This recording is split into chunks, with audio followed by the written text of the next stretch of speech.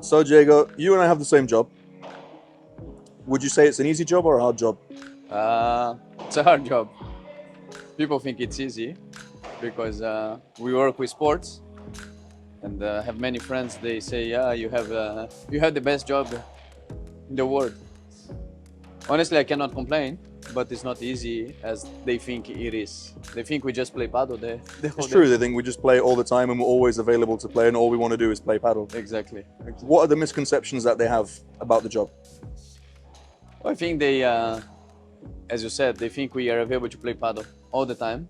That that's the job title is entertain people playing paddle, but it's much more than that.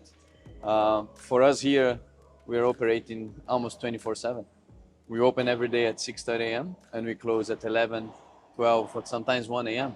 It's um, a lot happening from the hour we open until we close.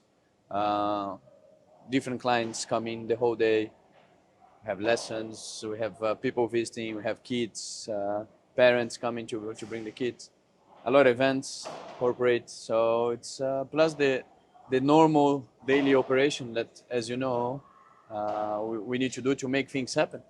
It's I would say it's a daily challenge.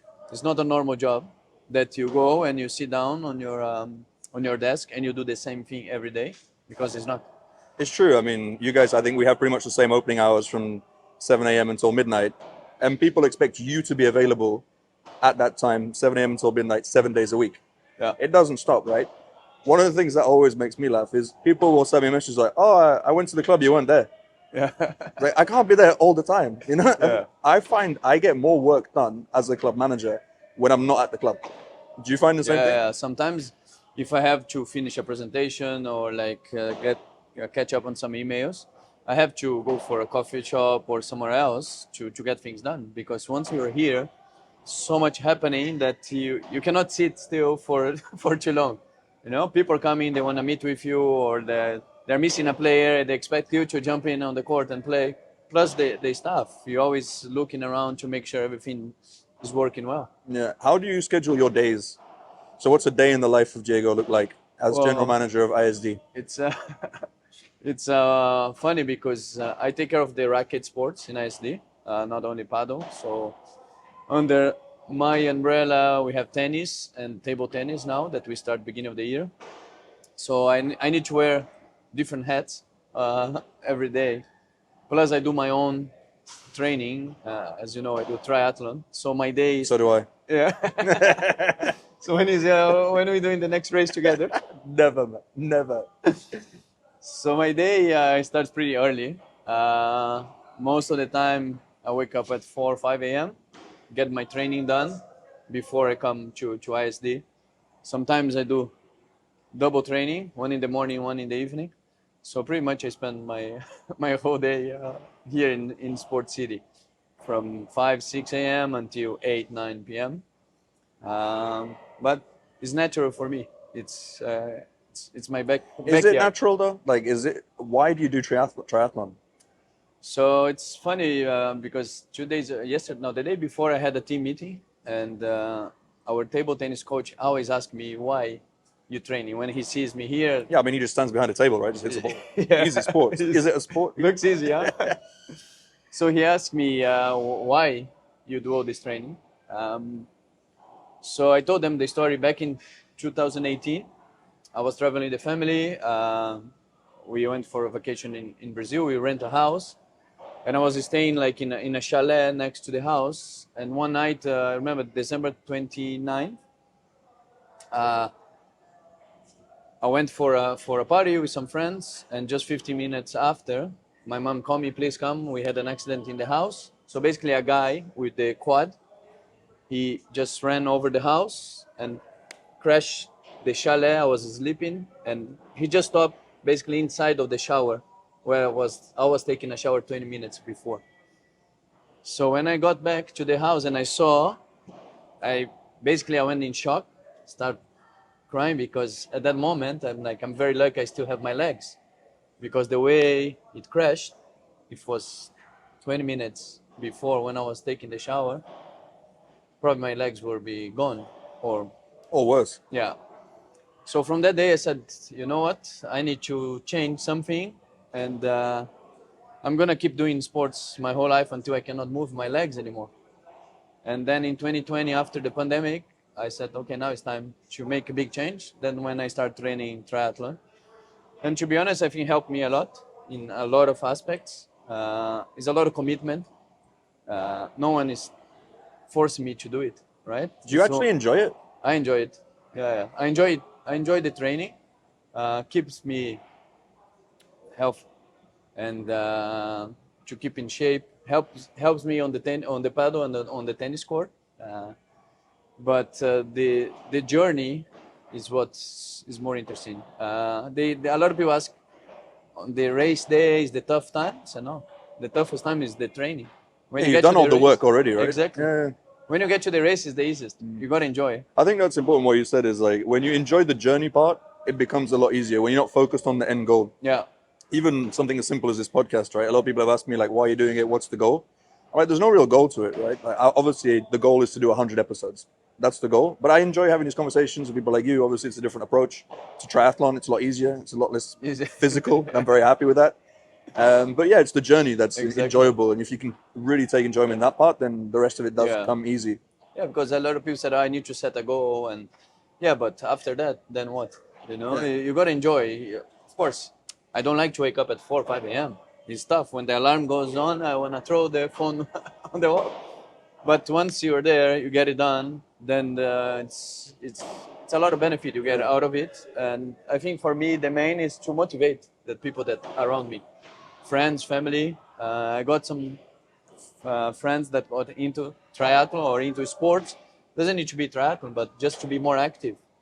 Some family members that they start doing sports. Even my parents, I made a challenge with them 30 days before my first Ironman, half Ironman. I told them, guys, you need to motivate me as well. So I challenge you to do 30 minutes exercise for 30 days. And they did. They were taking selfies, sending me photos. I think I saw pictures of your mom. So I think that's my main purpose, to motivate people around, to help people. And when they start doing, they see the benefits. Not only physically, but mentally, helps at work, the commitment, the schedule. You know, you don't have much time to waste. You got to be on track. Yeah. I find, obviously I don't do what you do when I wake up in the morning, but I wake up quite early as well. And I try to do everything that I can control before people start waking up. So at least I'm ahead of the game. Yeah. You know, and then you get reactive. Because a lot of our job is very reactive. Yeah. You don't know what's going to go wrong. Because ultimately, when someone comes to you, it's genuinely not something good. It's because something's happened, something needs to be changed.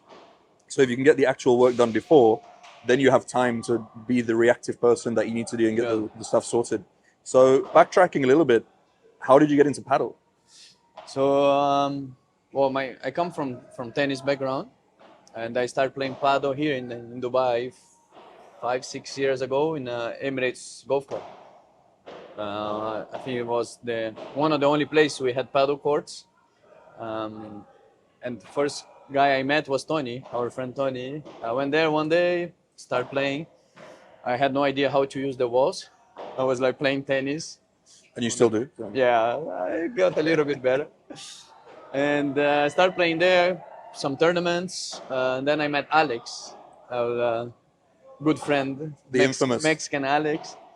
So we played a tournament against each other. And then the next one we played together. So I got very into a paddle. And then we always, like, after the games, we were like chatting, having coffee together, and like we always wanted to do something together as a business wise. But of course, he was super busy with Emirates, and I had my full-time job with brand distribution. And then during the pandemic, he left Emirates, and he knew I wanted to do something more related to sports, and paddle was booming. Crazy. Growing crazy in 2020. And he's like, Diego, I have this opportunity. And that's a special message for Charlie Moon. That's who started the company, FED, F-E-D. That means Faith and Deportes. so faith in sports. So Alex called me and said, Diego, I have this friend. He started this company, but he's not planning to come back to Dubai. Do you want to join me or like start something together and take over what he has started? And I said, what exactly is that? He said, oh, we can bring paddle coaches to the UAE, because at the time we didn't have. Yeah, the demand was crazy. It was Anyone who could hold a racket could just come to the UAE and start coaching. exactly, and many clubs opening. Many of them, the owners didn't have the contacts in Spain or Argentina or South America to bring some coaches. So I said, you know what, it's a good opportunity. And in the same time, all the clubs opening, they want like an exhibition match or an opening ceremony or like open tournament. So that's when we start bringing the professional players.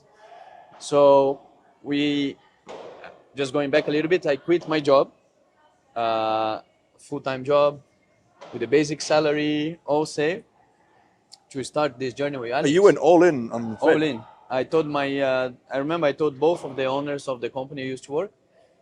One of them took in a good way, the other one not in a very nice way, but after a while he understood why. And the owner, he told me something. He said, look, you're young, you're single, you don't have kids. That was the time to try.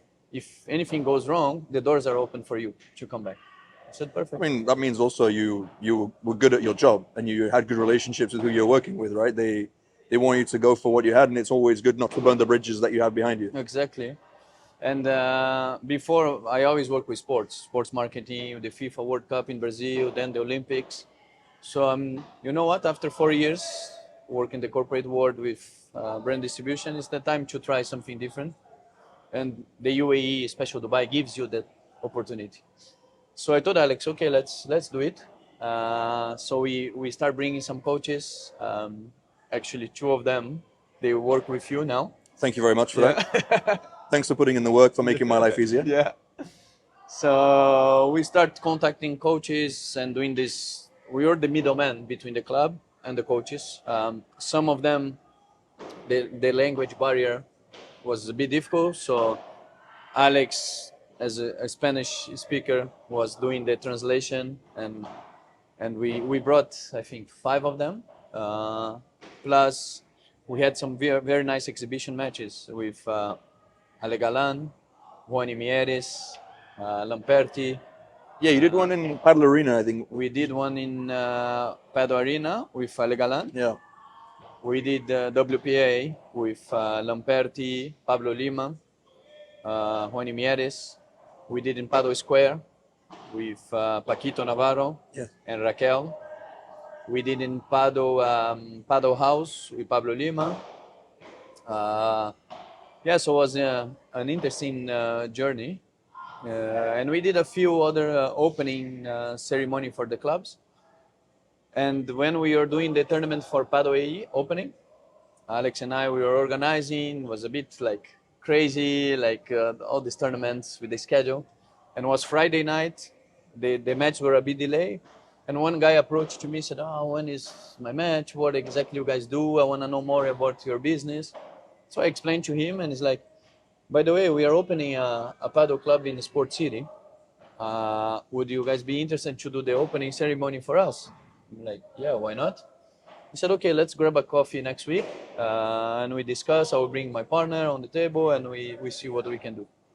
So Alex and I, we went for the coffee, breakfast. And they brought us here to see the project.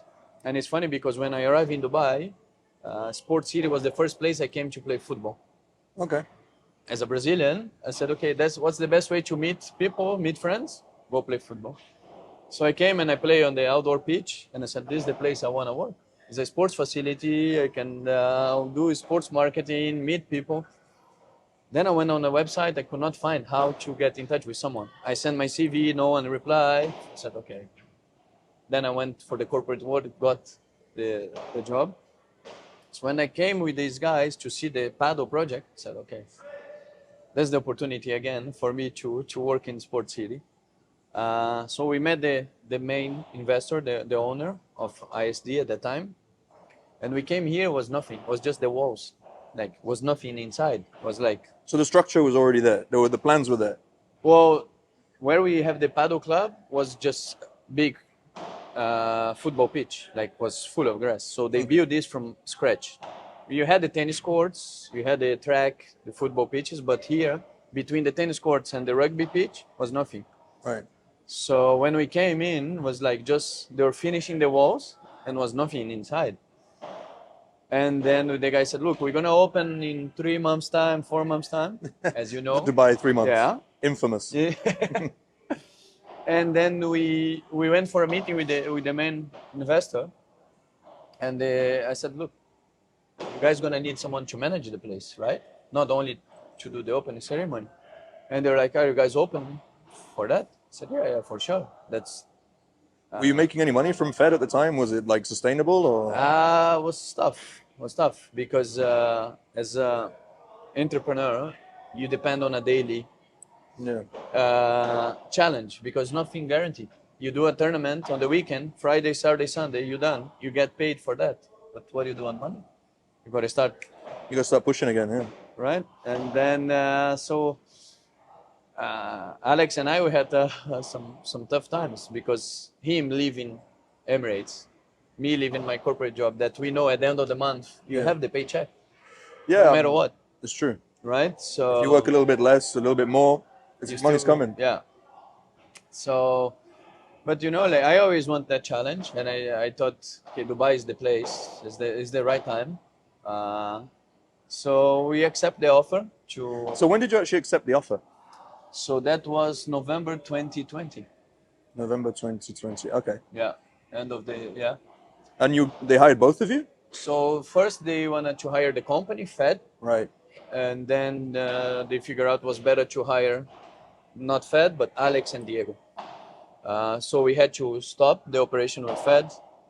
We could not work doing events for another place in the same time managing here. Yeah. So we closed that. Again, thanks for Charlie to have started that. And we know he's going through tough times, but I get goosebumps because of the love he has for the sport. Gave me the opportunity to start something with Alex, and we are very thankful. Alex and I, we always talk about that. So November 2020 we accept the offer, and we start working here in February 2021. Okay, and the club opened? We opened, so now it's been we opened July 2022. Okay, so you're working on the project over a year. Sorry, was no. We accept November 2021. Okay. Yeah. Then we start working on site February 2022. Then we open in July. Okay, so it was within the same time frame. Okay. Yeah. I get really confused with those years as well. Yeah, There's something about COVID. There's something about COVID that really messes with your perception of 2020, 2021, 2022. Like every time I think back to those years, I don't know why I can't place the months and the timings. No, like it's a disaster. Yeah. I don't know why. I don't know why they got so confused. So much happened that year that you like, okay, how long did I? It felt like it was a decade. You know? Yeah, it was lockdown, and how long did I didn't have a job? So when you started working on the project of ISD Padel, that was your original goal, right? Before you took on the other racket sports. What was the reality of trying to, let's say, give birth to ISD? What was that like, trying to get it all up and running and set it up? Yeah, that was I think the toughest time because, as you know, things get delayed. They promise you, oh, it's gonna be ready in 15 days, but it's not. So we had to spend a lot of time here because we built the courts from scratch. So you were involved in the construction of the courts as well? Yeah, everything. Did you know anything about that? No, was had to learn on the spot. Yeah. But I think with the passion we have, or we had, Alex and I, for the project, we didn't mind. We spent a lot of hours here with the team. We had a team from Spain coming to install the courts, so we were with them basically every day to make sure everything was perfect. We made some changes on the way. The place we had the retail shop, the seats around. And then while the process was going, they offer us to take care of the tennis academy as well. I said, look, it's next to each other. You both have tennis background. Would you be interested? I said, yeah, well, of course. Why not? So we took that as well, and then was another challenge, but a good one, good learning process. And then in end of 2022, Alex got called to join back Emirates. Yeah, I'm happy for him that he got his job back. Yeah, so we knew that was coming, and we had many conversations before, and he said, look, Diego, I love this complex, I love paddle, I love tennis, but I love my job at Emirates. I have done for so many years. That's what I studied for. I said, I totally understand. Financially, I mean, yeah. It's I mean, pilot's one of those jobs. It's like a vocation, isn't it? Like people don't really give it up. Like it's a life, it's a choice, you know. It's not an easy job, but gets a lot of benefits. Got to enjoy, and he loves what he does.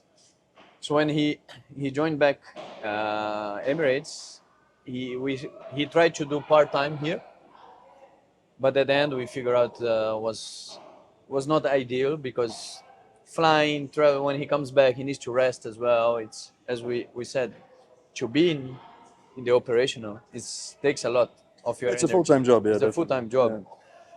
So he said, look, Diego, I will let you run the place. I go back for my full-time with Emirates. I'm still going to come and play, have fun, but that's not for me anymore. So I'm like, okay, thanks, Alex. And on your own. But to be honest, it was good. I think the toughest time we were together in the learning process to make it, to open and make it running. And after that was just the daily challenge, the operational, bringing new coaches, changing the staff until you find the team that is going to support you and work together. What would you say is the difference between managing the tennis and managing the paddle? I think it's just the size of the racket, to be honest. Because, really? Well, of course you have the different size of the court, the racket, the way you play, but at the end of the day, you're dealing with people, right? It doesn't matter which sport they're but playing. I feel tennis, it's a lot of lessons, right? Do many people actually book tennis courts to play? I think that's the main difference. The main revenue stream for tennis, lessons and academy, like private, semi-private, and academy for the kids. Yeah. Padel, it's more the booking side. But it's changing a lot. You managed to get a lot of kids? Yeah. Really? Last term, we had 125 kids in Padel. I think you're honestly the only club in Dubai that's managing those numbers with kids. Yeah. I mean, we did well last summer, and I was discussing this in a previous episode, I can't remember who with. We did well in the summer, but we had pickleball, we had the art studio, so it was more of like a glorified kids camp than sports. And for the past 2 years, we've tried to get the kids academy up and running, but we failed because we can't get the numbers. Paddle's not the priority. They're over here. Maybe it's our location as well, getting into Al Quoz. You guys are obviously in a different location. Maybe it's more residential around that, and obviously you guys are putting in more effort. You're doing a great job with it. So what would you say is the secret to your success in developing the junior academy? I think one is the location, as you mentioned, because we have so many sports. We have football, tennis, paddle, we have the athletics. Plus, a lot of parents, they come here, they bring the kid to play, one son or daughter to play football, and the other one to play paddle, and the father does a lesson at the same time. So the location helps, and I think the mentality of the coaches or the team, they see how important it is to develop sport from a young age. As we know, it's a big decrease on kids and teenagers playing sports. There is a study that says 40% less kids are doing sports. And we know the reason. Video games, mobile, they just want to be They're all connected. listening to this podcast. Yeah, don't. But I think that's the challenge today, to motivate the kids to do sports. And luckily enough, with the parents that we have taking lessons, coming to play, when we speak with them and we explain about the academy, they see, okay, that's important for my kid to develop. And after, especially after that video, the doctor saying that whoever plays racket sports lives Oh, yeah. longer. You think that's true? Look, I think let's see. You don't think We it's can like, speak in 30 years from now. yeah, but you and I have very different lifestyles. Yeah. Let's be honest. Like, there's a lot of other factors that come into play, right? Or do you think he's just being paid by like Wilson or something to say? No, I think it's true. Because this past week was another video as well, showing some studies. And if you take some important topics out of this interview, makes sense. Because it's racket sports work the whole body, right? Yeah. You need coordination. You need the legs to work together with the brain, plus the arms. And they say table tennis is the best among all of them because, yeah, it's shorter, like a shorter table, quick reaction. It's very strategic. So that's why, and works in a part of the brain behind the cerebellum that not many sports can provide this. Really? So it's a very interesting. I'd love to see the numbers on that, like the average age of table tennis players, and I guess physically maybe it's a little less impact. I'm not saying it's not physical, but like it's not as heavy impact as maybe obviously tennis, paddle, Yeah. squash. These are the racket sports. And I think that's why they say it's very strategic, quick reaction, like, and the match, it's shorter than like tennis. You can play a 5 hours match. Yeah. Of course, you need to be strong mentally. You need to be, but you have the breaks. You have more time to think about it. Same as paddle. So I think all of these factors that brings together for the parents to understand. Okay, it's important for my kid to be active. Yeah. Of course, football is always going to be football, right? You're always going to have 90% of the boys, they want to play football because it's natural. And it's a great sport. I think it's a great sport. It's a great sport. I don't like professional football players. I don't like what the sport's become at a professional level for football. But as a sport on its own, I think it's great. Yeah. Yeah. Here we have over 1,200 kids in the football academy, boys and girls. And I think it's great. But I like when the parents, they want the kids to try all the different sports. Not only, okay, my kid will play football 5 times a week because I see him or her as the next Cristiano or Marta will be the best player. So it's good to let them try. Let them try paddle, tennis, table tennis, football, athletics, and see what they enjoy the most. At the end of the day, it's more important for them to be active than for the parents or the kids to have the pressure. And they end up hating the sport anyway. Most kids, if you push them into one sport, it doesn't work out in the long run. I just want to go back on something you said earlier. When you're talking about the kids academy and about your coaches and that they saw how important it is to make the kids active. So they're looking at it from a bigger picture, not about themselves. Because most of the paddle coaches that I know hate coaching kids because it is more effort, it's more demanding, you need to change exercise, you need to plan more. It's not like an individual lesson with an adult where you can just do repetition and they'll do what you say. Yeah. There's a lot more moving parts, you have more people on the court. So how have you managed to transmit that message to your team about looking at a bigger picture that's not just about them? Yeah. So it's last year, sometimes if I jump on the court to help them. So last year we were starting the academy, the term 2, and we had more kids than coaches available at that time. So I jumped on the court to help for 2 hours. So I did 2 different groups. I remember one group was like 4 kids, very young, 2 boys and 2 girls. And then the next group was a little bit older. Both lessons, when we finished, the parents, they came to the reception, said, I want to book the academy with Coach Diego. And they explained, like, he's not a coach, he was just like helping today, he's always going to be around, but we have our coaches. So I kept that in my mind, and after I had a meeting with the coaches at the time and with the new ones, after always when they join, I give this example. I said, I'm not a better paddle player than any of them. All the coaches we have, they play paddle much better than me. But it's about the energy you put on the court, the commitment. At the end of the day, the kids, they want to have fun. Do they want to play paddle, all of them? Maybe not. Maybe the parent trying to convince or push them to play. But we wanted to make sure that 1 hour the kids, you are on the court with the kids, you give your best. Your energy, you're smiling, you put the effort so the kid can enjoy. Is it easy? No. It's always going to be the perfect group of kids that they always going to play. And no, they're going to have kids running around, throwing the ball, throwing the racket, hitting each other. But that's the talent that the coach needs to have, right? To, as I said at the beginning, to work with people. And I'm very lucky with the coaches we have now. They all understand that. They all enjoy. I hope so. At least that's what. It's just what they tell you. But I try to show them the benefits as well. Yeah. We do a kids tournament every Friday of the month.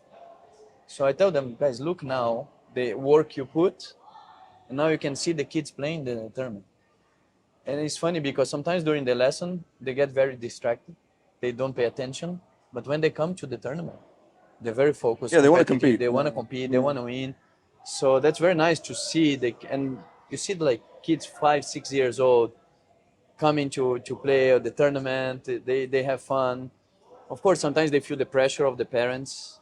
The parents want to stay next to the court. So we try. Oh, you have that with the parents in paddle as well? Oh yeah, big time. So we try to explain to the parents, please don't stay next to the court, stay behind, watch the kid. We are here to help. If they have problem with the points, we're gonna help them. So far we are okay, but you can see the parents, they get excited to see the kids playing. They are competitive as well. They want them to succeed, so Yeah. they get nervous. But I think it's really important for kids to learn to lose. Yeah, That at some point in your life, you're going to lose. exactly. Sometimes you're going to get kicked in the teeth. You know, life is not fair. And that's the reality, right? I'm not saying they should be competing at the age of 3, but it's fine to get them competing. And yeah, sometimes you lose. Sometimes you're going to cry. You're going to have feelings. It's normal. But the earlier you learn that this is part of life, I think it's great that sport is a great way to teach kids how to grow as an adult and to learn how to deal with failure. As you said, because life is not easy out there. And I think sport is the only thing that can teach kids to win or to learn. That's what we put for the tennis academy. Either you win or you learn. No losing? No losing. Oh, but because it's even when you lose, you learn something. Of course, yeah. Right? 100%. Okay, maybe you had a bad day, or maybe the other team played better than you. Yeah. You need to accept that. As you said, you're never gonna win all the time in life, at the job, at work, in sports. So I think it's a good process for them to learn and face the reality. Especially here, like in Dubai, the kids need more of these challenges. Again, with the mobile in their hand, the tablets, video games, Yeah. they see it's easier. Everyone succeed. The YouTubers are rich. The Instagrammers are making millions. I want to do this and that. No. Let's face the reality and show them that they need to fight for it. Nothing comes easy, It's true. right? And I like what you said about the coaches, right? I mean, you're not a professional paddle player. Your paddle experience is somewhat limited, but people enjoy training with you because you create that human connection, right?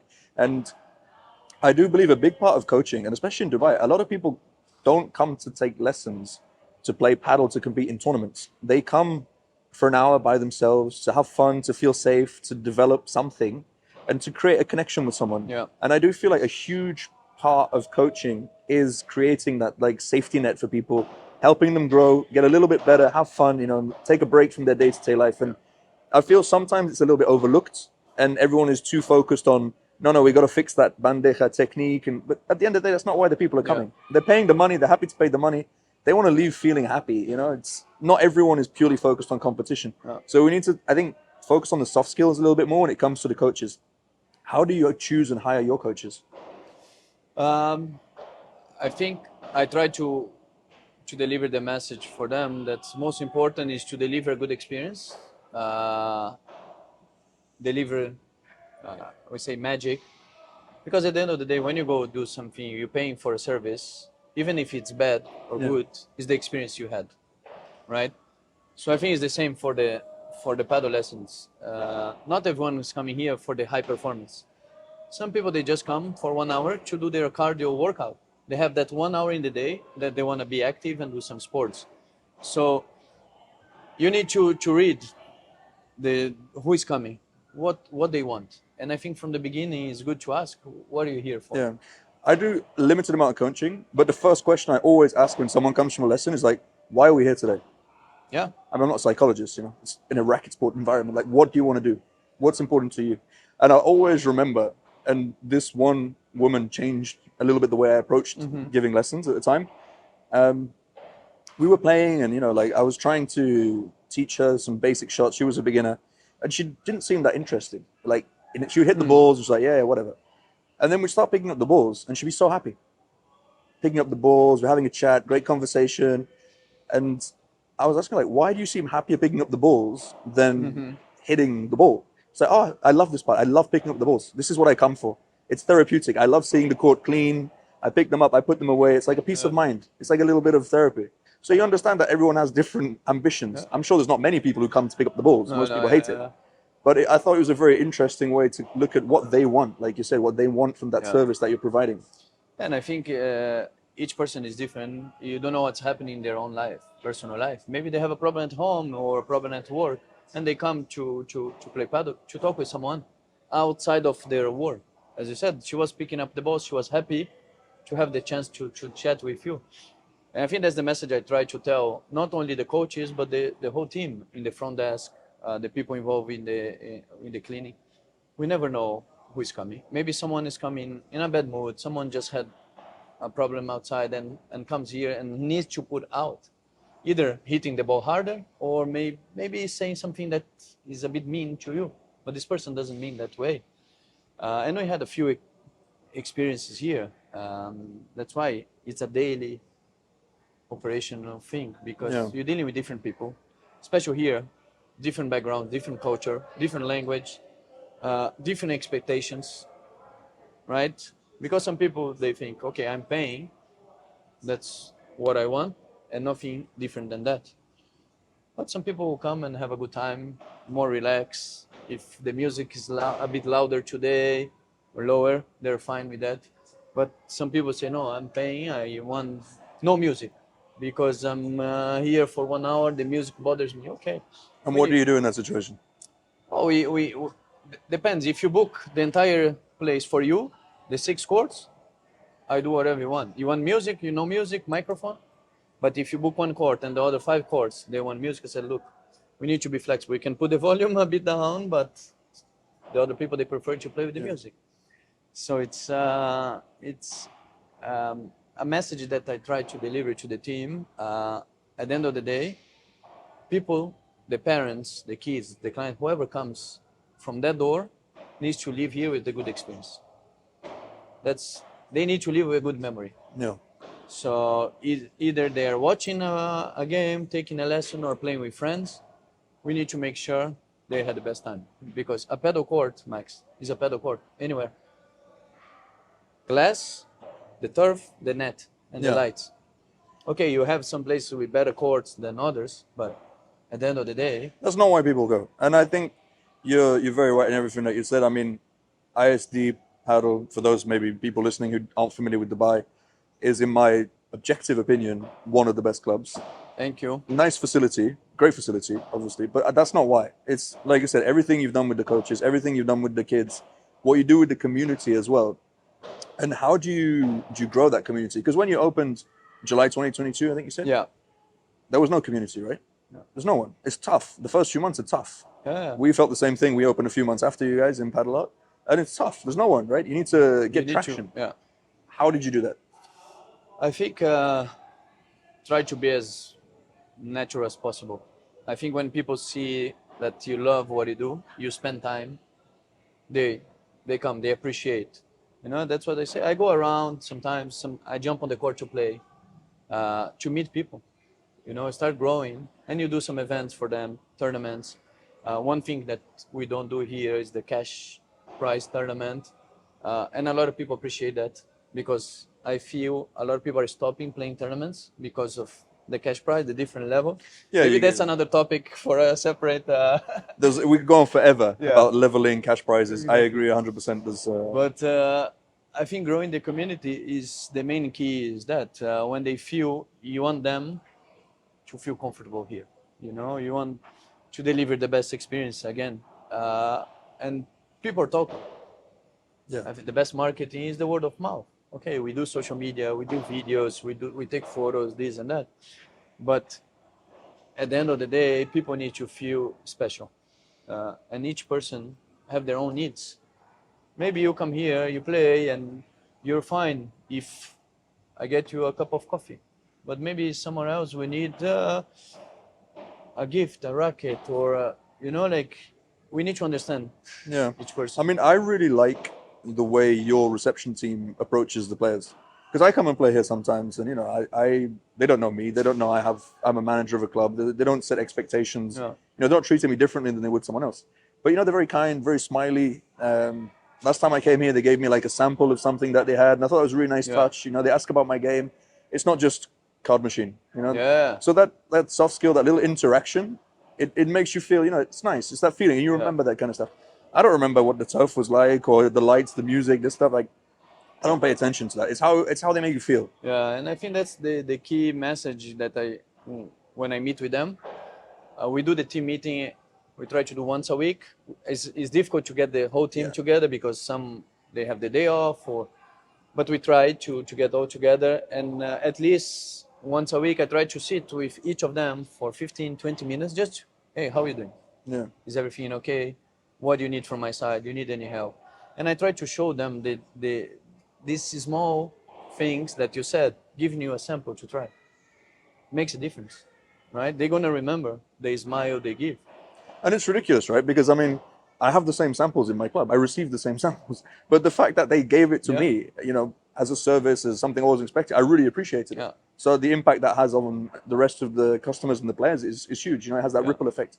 I think it's really great. Yeah, and I think another thing we try to do as a team that doesn't matter, like from the cleaning team to the CEO and the owner of the company, for me, is all the same. We treat all the same. There's no difference. What hurts you to come and say good morning to someone or to give a smile? Maybe can change someone's day. That someone is having a bad day, or maybe when you came here to play, you're having a bad day. The reception was nice to you, gave you the sample, change your mood. Yeah. So I think that's what we need in the world. The world is very angry, tension. And we're very connected, but we're disconnected at the same time. We're connected through cameras, videos, talking, Yeah. like messaging, all this stuff. But that actual human touch, that human interaction, we're losing it. I do feel we're losing it. And there's one thing I wanted to ask you before I forget about ISD is when you guys opened, you were one of the first clubs to have alcohol. How was that? Was it beneficial for the club? Did you actually see it as a negative, neutral? Did it have what was the impact on it? I think it was very beneficial, to be honest, because, as you said, it was one of the first indoor paddle club with alcohol license. And our main customers there are all expats. We have some local communities, but most of them are expats. And they like to play and have a beer after. Yeah. So that was very nice for us. People love it to finish their game, just sit down in the restaurant, four friends together, have a beer, and then shower and go home. So that was and Alex and I at the time we made like hashtag the game changer, because it was the game changer in Padel. The first club with alcohol license restaurant inside the facility. So we had some fun. Definitely. We had some really good corporate events. Now it's under the renovation, the restaurant. Hopefully soon we have the license back. But it's a game changer for a lot of people. I'm sure you miss your your beer after the paddle game. I mean, it's a good thing that we don't have it in my club, Yeah. because I would get no work done. I would just be sitting in that bar talking to people, drinking all day. So it's good that there's no I think alcohol. that was one of the key points for Alex to accept. That's why he the left, job. right? When they At first, that's why he accepted, and that's why he was spending too much money here in the. I bet, yeah. Yeah. Did you? Was there any negative side to that? Do you have problems? We didn't have problems because we didn't allow people to drink, and go play after. How could you control that? Well, because most of the people, they were drinking at night, right? So we knew who was not getting drunk, but like, let's say tipsy. And we tried to explain, even if they try to go play again after they drink, say, guys, it's not safe. You know, like, it's a lot involved in a paddle court. You have the glass, the rack, it can be dangerous. So at that, we never had a problem with someone trying to jump on the court. And if we had a late night event, we would close the doors and people wouldn't have access to the courts. Yeah, because it always seems like a good idea, right? Oh, let's go play now. It's not. Yeah, because you feel more like you have more power, you have more strength, but it's not a good idea. Yeah, I mean, a lot of people say to me, "Oh, paddle art's great. You know, the thing that you guys are missing is an alcohol license." And honestly, I don't want it. Because for me, if there's alcohol, there's problems. You know, people get too excited, they get drunk, all this stuff. And it's a sports club at the end of the day. Security and all of the and again, for us, if there is alcohol, there should be a time frame for that, because during the day we have the kids. So it's not a good environment to have kids around, people drinking. We are a sports facility. We have the Kickers sports bar. You want to have your drink? Yeah. It's a 1 minute walk. Yeah, it's like literally just behind the building. And we had a lot of tournaments, events that we do, and people would just go with the group straight there to enjoy a nice evening. But it's a good question, because I'm sure you get a lot people asking when and you guys have an amazing facility, always fully booked. Thank you. That's the only reason I did this podcast, was to hear you say that. Okay. See, I didn't forget. Took time. I'm waiting my cap, huh? By the way. You can buy it on Padel Outlet. Padel Outlet? Yeah. Okay, I need to come I'll bring you one. Okay. If we get like 1,000 views, I'll give you one. See, we have 1,000 views. 1,000 views. One cap for Okay. you. Okay. I'll even do the ISD logo for you. Okay. Deal. Sounds like a good plan. If you get 2,000 views, you get the ISD Padel racket. Wow. That is a great racket. Maybe not. You know, see the details, we put the logo. I'm even gonna put your name here. we could do that. So, since you guys opened IST in 2022, how has the industry changed since then? I would say changed a lot, because when we got hired, we present a business plan to the owners based on the scenario we had in 2021. Yeah. With the amount of clubs and courts we had at that time. When we opened, 8 months later, the scenario was completely different. More competition, more clubs. And that was a big year. There was a lot of clubs that opened that year. So we had to go back to the guys and say, look, that numbers from 8 months ago is a bit different now. But why? Yeah, because we have this, and this new places open. And from 2022 until now, still clubs are opening, more courts, and I think it's good for the sport. A lot of people, they don't like the competition, but for me, more clubs opening is better for all of us. That means more people playing, more jobs opportunity, more coaches coming, the level, it's growing. A lot of kids knowing the sport now, more community, more events. So I think it's all beneficial for all of us. Of course, depends how you see the sport, right? At the end of the day, it's a business. You know, like, everyone needs to make money, but I don't see money is the only reason I'm here. Is the love for sports, not only for paddle, but the love to be around good people, good coaches, good clients, people that really enjoy to be here and sharing this experience. We have paddle coaches that play high level, like Jordi, our head coach. He play with the really good guys. Yeah, I've suffered playing against him. It's not easy. It looks easy from outside. When you jump on the court, it's like, how can be so easy for him? But it's good to share this experience he had in the past, now implementing as a coach. Same for the table tennis coaches we have. Both of them, they play professional level. They play championships. And just when you see them playing, like, Looks easy table tennis, no? Let's go play, and you cannot hit one ball. It's true. And the amount of spin as well that they No, generate is unbelievable. if they serve with a serve, yeah. spin, we try to hit the ball, it's all over the place. Then you have the tennis coaches that also, like the head coach Michael, play professional in Poland. We have Claudia that play college tennis, and we have many other coaches that try to play professional, didn't make for different reasons. And it's good to share, have a coffee with them, and just to share the experience. You always learn a bit from all of them. Again, you don't need to be the best player, but you need to be a good person with good You energy. need to care. Exactly. And at the end of the day, if you want to strip it down to the basics, it's customer service. Yeah. Make that person happy. Yeah. Like you said from the beginning, like let that people leave your facility, leave your lesson with a smile and a good experience. That's what you want. And that's also when I agree with you on the competition side. Like when we first opened, I was like, oh my God, there's even more clubs opening. But as we grew, and I think I can say ISD, Padel, and Padel Art, we are in the top range of clubs. And you should only really fear competition if you don't feel like you're putting in the work. If you feel you've got a good product and a good service, Yeah. more competition means more people coming your way. Once they start playing, they will go to the clubs that are offering them the better service. And as long as we can stay in that top range, more competition, the better. So how are you going to stay there?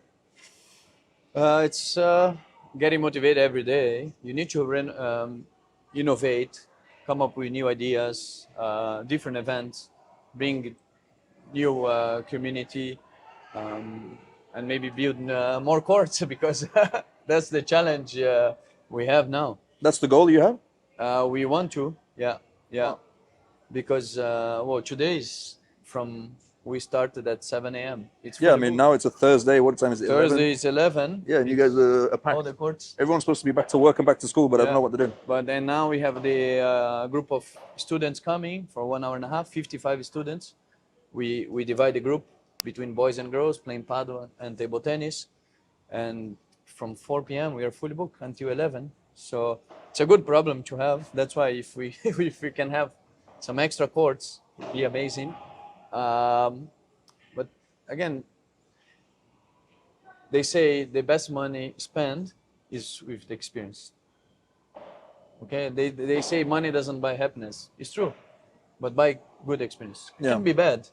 Even if you go traveling, you miss your flight or the flight, you arrive there, your luggage didn't arrive. You're gonna be mad at the time, but you're still gonna remember that 5 days, 5 weeks, 5 months later, you're gonna be with some friends having a coffee, and you're gonna tell that story, that experience you had.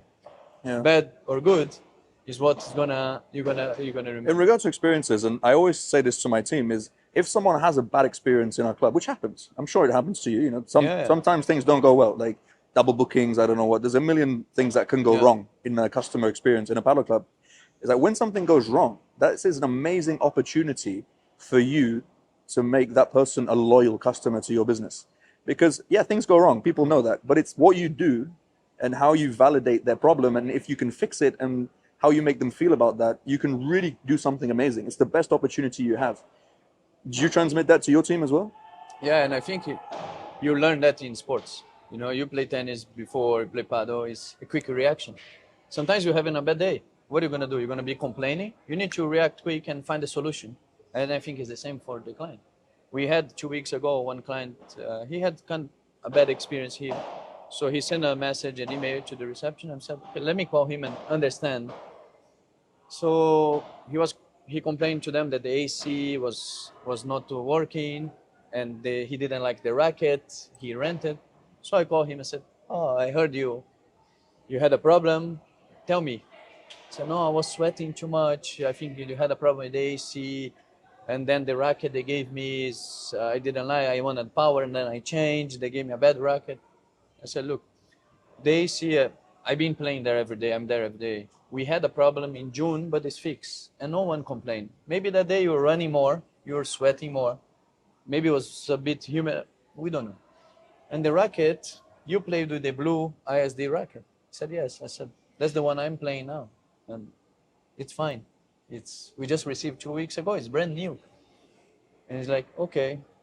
So "Oh, thank you for your call and your feedback. I really appreciate it." I said, "And next time you are here, let me know. We grab a coffee. I want to meet you in person, and we play a game together."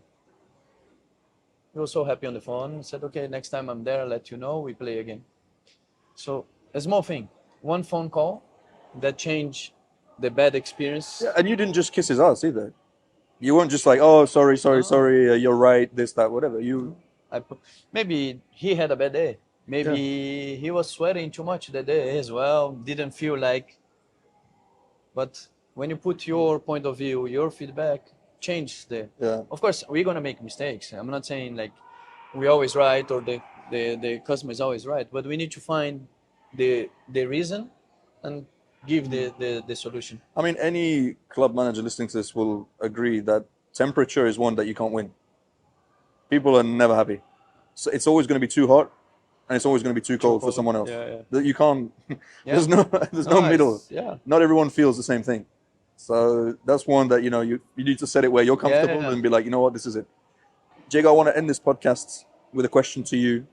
What advice would you give to someone today who's planning to open a paddle club? If you just want to open, put few courts inside the warehouse with a small coffee shop and a small retail, don't do it, because you don't need to do more of the same. You need to do something different. What is different? Show that you love what you're doing, put the effort, have a good team, strong team with you that believes in the work. It's not going to be easy from the beginning. You're not going to have the courts full from day one. It's a daily task. And again, is to understand that people are looking for a good experience, right? If you want to open a club, you want to work with sports, it's different ball game. It's not a job that you're going to be sitting on your desk behind the computer for 9 hours doing the same thing. You need to be creative, have the energy, because it's a daily challenge. As you know, you don't go to the club every day and you know what's going to happen. Yeah, there has to be passion. It has to be passion. And you were not lying about the 55 kids. They're already here. See, I told you. See? And they're excited to play. So I think for today, we'll leave it at this. Jago, I look forward to having you back on the podcast. Thank you for your time. I have a lot of respect for you and the club that you've built, and I look forward to seeing the great things that you're going to do in the future. So thank you for your time. No, thank you for having me. I think it's a great initiative you have with the podcast, having different people from different background giving their opinion, feedback, and we know each other for a long time. We played a couple times. I'm looking forward to challenge you again on the. I think I'm way too good for you now. On the center court. I think you've got no chance. We can have we can bet dinner in kickers. Done. So, but congrats again for what you have done Thank in you. Padel. We know your passion.